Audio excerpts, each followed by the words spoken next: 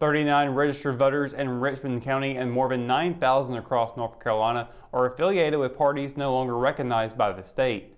The North Carolina Board of Elections announced Wednesday morning that the Constitution and Green parties are no longer recognized as political parties.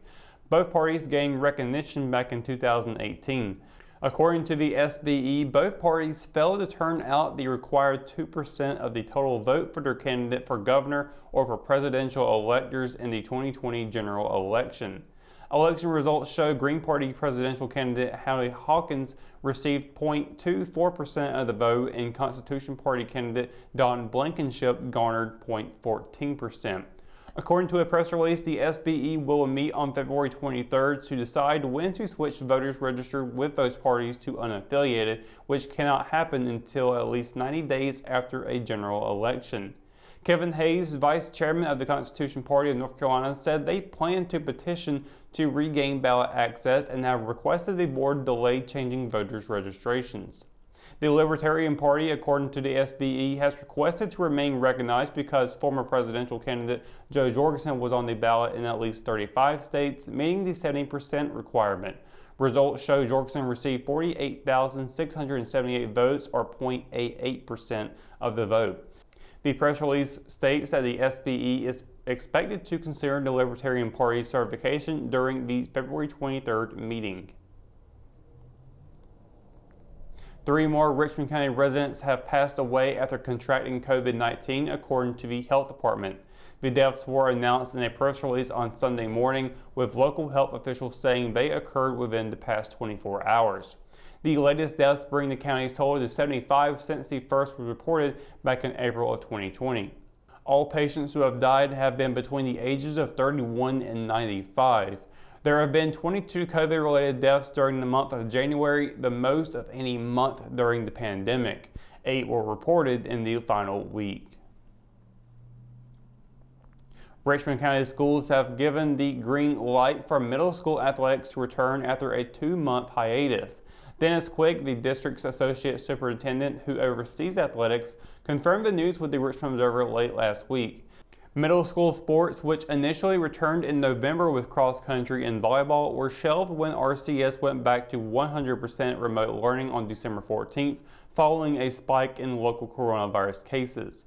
The second go-around with middle school athletics will allow for the volleyball and cross country seasons to conclude, as well as fit in condensed seasons for basketball, football, golf, soccer, softball, and baseball.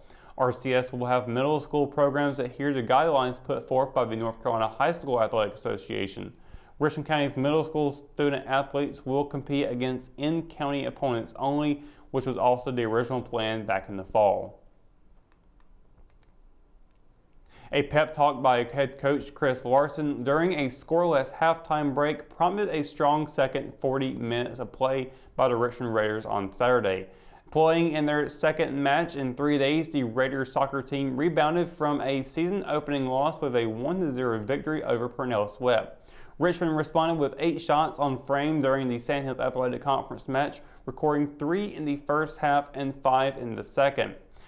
The Raiders will host a game for the first time tonight this season. Jack Britt will visit the Raiders at 7 p.m.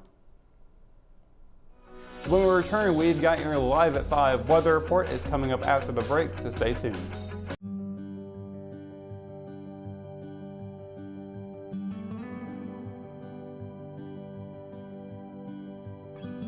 You were always more than my mom.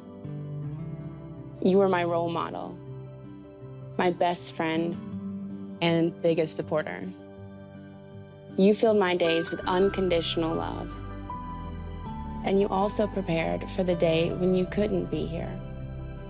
Because of the woman you were back then, I'm able to be the woman I am now. Your planning made this moment possible. Set your family up for life. Southern Farm Bureau Life Insurance. Your friends for life. JC's in Rockingham has you covered for used appliances, parts, trailers, and storage. We have one of the largest selections of reconditioned washers, dryers, and refrigerators in the Sand Hills, and we offer free delivery to residents inside Richmond County. Come check out our variety of trailers for any hauling job. and our storage buildings for the things you need out of the weather or house. We also carry parts and accessories for appliances, trailers, truck beds, and can order the things you need. That's JC's on South Hancock Street in Rockingham.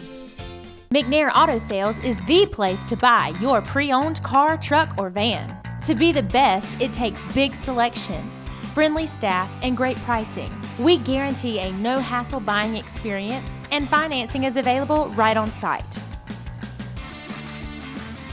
So come see us today. We're located at 1026 East Broad Avenue in Rockingham. And remember, with over 40 years of experience, you know McNair is the name you can trust. At Richmond County Hospice, we strive to provide high-quality care to our patients and their families. Whether it's the incredible hospitality at the Haven House or from the comfort of your own home, you can count on hospice to be there for you. We also offer monthly grief support groups, and our chaplain will be there to hold your hand in prayer. Through our amazing staff and our volunteers, hospice has made difficult times easier for our community. Call the number on your screen if you feel that you or your loved one may benefit from our services. Richmond County Hospice. Peace, comfort, dignity. Your Live at 5 weather report is brought to you by Sunset Slush, classic Italian ice located here in downtown Rockingham. Happy Monday, everybody. Hope you're having a great day so far. Hope you had a wonderful weekend. Try to get through all that rain that we had. A lot of really bad mess that we've seen yesterday. Really tough weather to deal with. But luckily today, it hasn't been too bad. Looking at today, it's been cloudy skies for the most part, but overall not too bad. Temperature's been up in the high 40s. 6 o'clock though, we'll be seeing low 40s with a 43 degrees. Still cloudy, 10 o'clock, 39 degrees. Sunset at 5:47 p.m. and there'll be a waning gibbous moon phase out at night as well. Now taking a look at the forecast for tomorrow. Partly cloudy skies all across the Sand Hills area. Can't complain about that too much. Of course, we do have freezing temperatures in play, so be on the lookout for that. Fayetteville, high of 47, low of 29. Rayford, high of 47, low of 28. Down in Lumberton, high of 47, low of 30. And then Warrenburg, high of 47, low of 29. Southern Pines will be seeing a high of 46 and a low of 27. Ellerby, high of 45, low of 27. With Rockingham and Hamlet seeing a high of 46 and a low of 28. Down in Bennettsville, high of 48, low of 29, and across PD in Wadesboro, high of 46, low of 28, with partly cloudy skies. And of course, all those have in common with below freezing temperatures coming into play.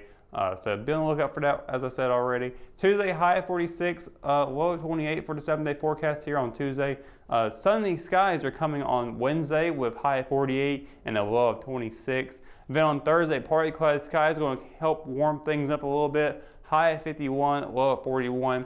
Then on Friday through Sunday, we've got nothing but rain on the way. High of 59, low of 37 for Friday with a 40% chance of precipitation. And then over on Saturday, high of 51, low of 38 with a 50% chance of showers. And then we have a 40% chance on Sunday afternoon, but by the evening should be gone. High of 49, low of 27. And then Monday next week, we're going to be seeing our coldest day out of the forecast with just a high of 38 and a low of 23. So very cold coming in for Monday. Be on the lookout for that. Enjoy the week while you can. Despite the rain we have coming up, we do get some very cold temperatures ahead for Monday. So be on the lookout for that. But that is going to do it for your Live at 5 weather report and for tonight's edition of Live at 5. Of course, for the latest news, sports, and events happening in Richmond County, you can always visit richmondobserver.com or you can download the free RO app for your mobile devices. For the Live at 5 crew, I'm Russell Parker. Thanks for watching, and we'll see you tomorrow. Good night, Richmond County.